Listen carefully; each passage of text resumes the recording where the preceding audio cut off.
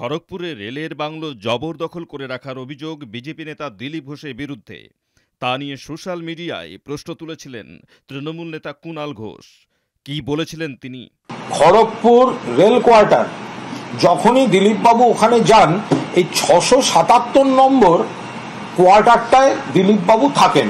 The said bungalow was allotted to Sri Tushar Kanti Ghosh and the allotment is expired on 31 March 2020।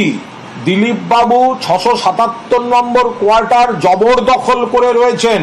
সেটাও কি ভগবান রামের ইচ্ছায়?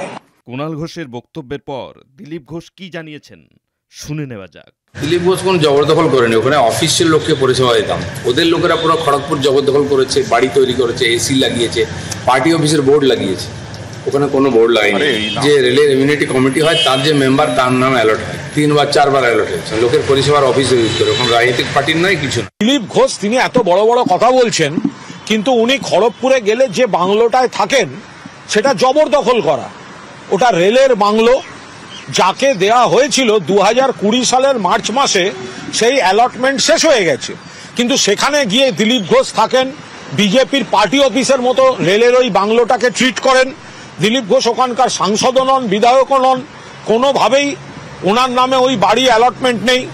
আমরা তো আরটিআই এর উত্তর তুলে বলেছিলাম, আজকে রেল বলেছে খালি করে দিতে, ওনাকে খালি করে দিতে হবে। শুধু খালি নয়, একটা আইনত প্রসিডিং করে ওনার কাছ থেকে ফাইন নেওয়া উচিত।